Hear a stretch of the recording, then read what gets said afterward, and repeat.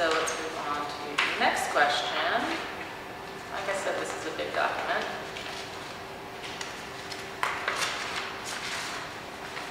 Okay, this was kind of a back and forth between Senator Obama and Senator McCain. John, you want to give oil companies another $4 billion. McCain, you've got to look at our record. You've got to look at our records. That's the important thing. Basically, they're just kind of bantering back and forth between each other over who spends more money in Washington, which is what McCain was trying to say more often than not, is that Senator Obama is a wild spender, and he is not, even though McCain would never talk about the fact that he supports the almost $1 trillion debt we've received with the war. He's in full favor of that. Here's the next question. 2 minutes. How do you see the lessons in Iraq, Senator Obama? Well, this is an area where Senator McCain and I have fundamental differences, because I think the first question is whether or not we should have ever gone to war in the first place. Paraphrasing, and not to mention that we are still spending $10 billion a month when they have a $79 billion surplus.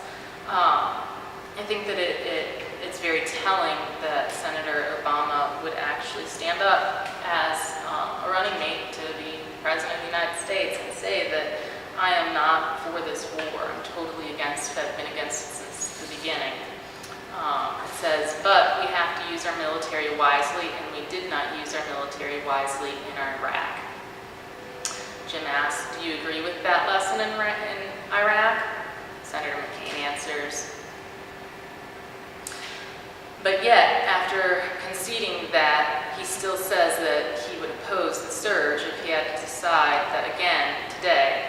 Incredibly, Senator Obama did not go to Iraq for 900 days and never asked for a meeting with General Petraeus. Okay, what McCain is attempting to do to the American public is reminding the American public that Senator Obama does not have foreign affairs relations. He's trying to do it, but he's sounding really snarky about it instead of sounding really smart about it. This is banter that goes on. I'm going to read this. Jim, well, let's go to some of these things. McCain, Senator Obama is the chairperson of the committee that oversights NATO.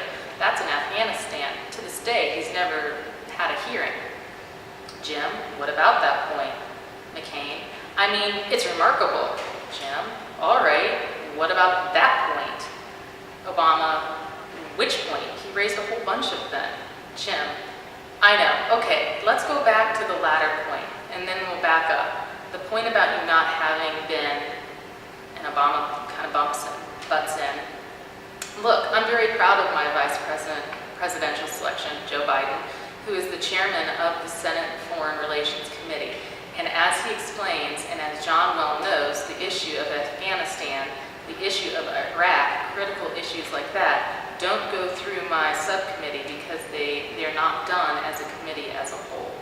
And that's where we're going to end with the actual debate that took place.